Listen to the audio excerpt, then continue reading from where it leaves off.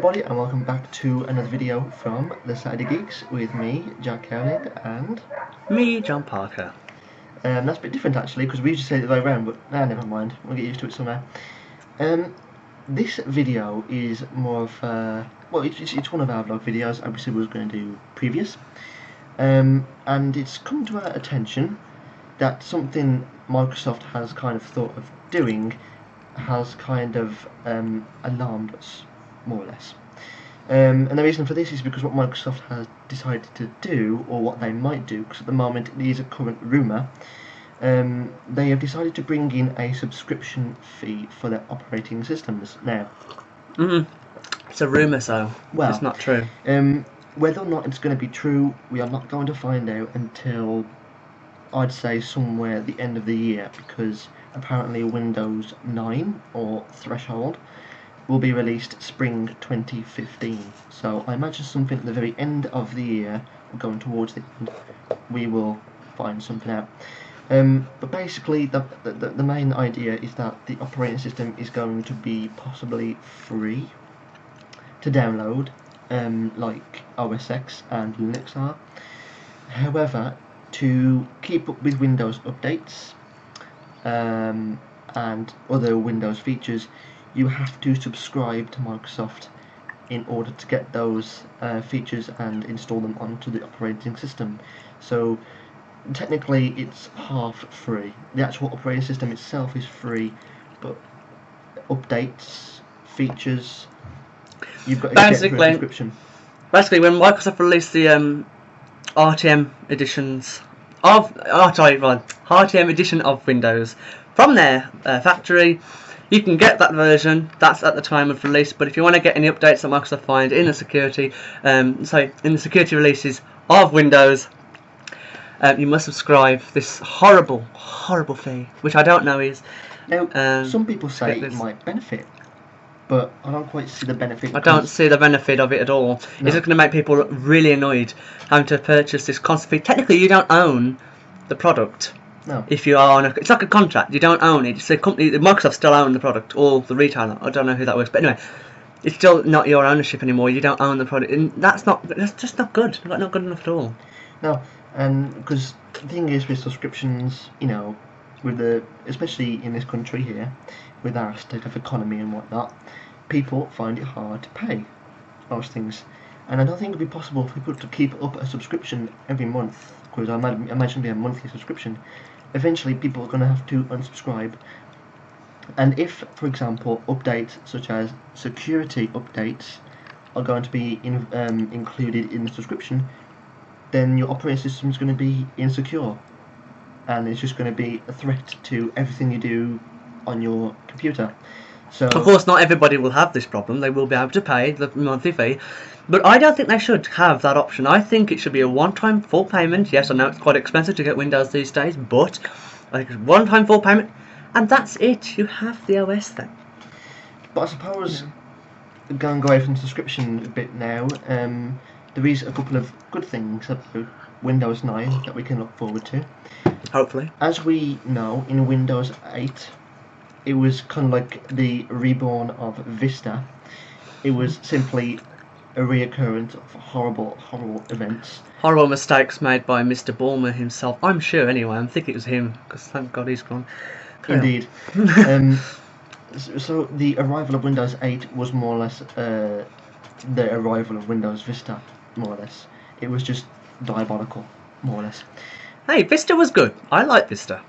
You do? It's just, yeah, I love Vista actually, particularly with the new service packs now that it's fixed most of the bugs that were there. But the bugs weren't there, Jack. It was just, it was drivers. It was mostly drivers that were causing the fault.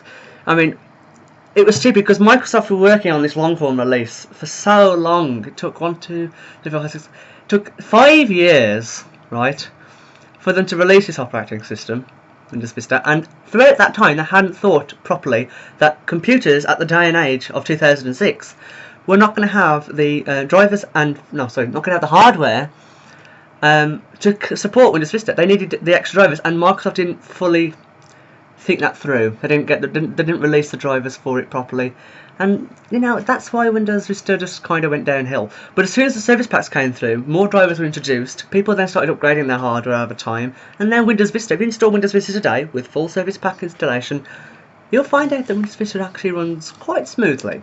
Quite smoothly. It's like basically Windows 7 with a little bit closer to XP. It works.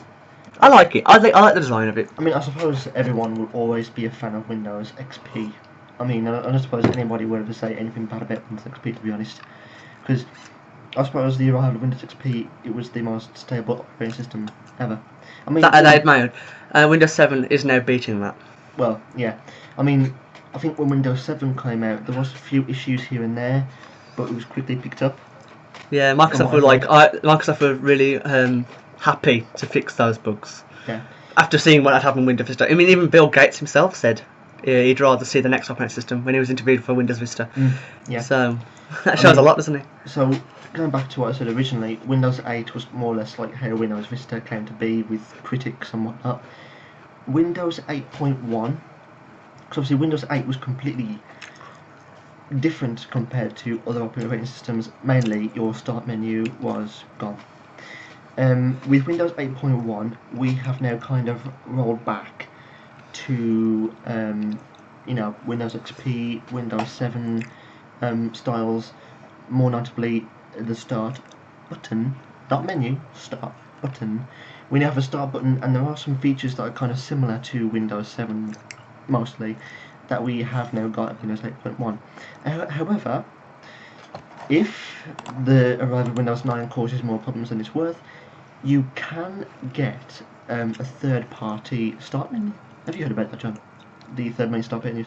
Yeah. I have actually seen them in action because the people I work with use them. They're quite good. They're quite good. I have seen them. I have actually used one of the free ones before. Back when I was trialing it at Windows 8 on virtual machine. Was it? I have that was when I didn't. I have Windows 8.1 on my laptop now, but back then when I had Windows 7, I was testing out Windows 8 when it came out. Yeah, when it was going. And I tested out the start menu because I myself didn't like the start screen, so Yeah. I did that. I mean, I'm used to it now, but I mean, with 8.1, you can choose to boot to the desktop, so that's a good thing. yeah. You haven't got to go straight to the start screen, which is good. You have to use the third-party software to do that. Start screen is good for tablets, not good for PCs, and obviously touch PCs and whatnot. Granted, saying that, I have to say, I think that the start screen, mind you, saying this, it has grown on me now. The start screen's okay. I mean, it's all really for style, isn't it? It's all for like design and like flashy effects, which, by the way, Microsoft don't really suit for. I don't think they're good for mobile stuff, Microsoft. No, I mean, personally, I don't think I'll ever get, like, if I replaced the iPad, for example, I think I'd rather stick with an Android base, like a Sony Xperia tablet Z2. Yeah. They're quite decent, actually, from what I've seen. I would not go with a Microsoft RT tablet or anything like that. No. But the RT has limited apps anyway. They made it so the operating system was limited Basically, to what you could install. I might as well just stick on my laptop. It's like a mini laptop. It's a mini laptop. Yeah. I mean, you can dock a keyboard to it, but again, it's a laptop. So you might as well just get a laptop instead of an RT. If you want to go with a tablet, go some bit more Android based. If you're not a fan of iOS. Anyway, off topic. Windows now going from Windows 8, Windows 9 is going to be completely almost rolled back to how Windows 7 was before. Obviously, we're now going to have a start menu, aren't we? We have seen images of what they're like, and I love it to bits. They basically took the start screen and squished it onto the start menu along with the Windows 7 menu. So now you've got this like left-hand panel of what you'd have on Windows 7 and Windows Vista, and on the right side of it, where you normally have computer, pictures, documents, all that, they've changed that and put that to the start screen metro tiles. Yeah. We'll leave a link in the description pointed to the article that explains this. Including the subscription fee as well that might be coming about. Yes. As well, that we found. Yes, we might have to leave 2 links then, because I don't believe that article has the pictures that they released.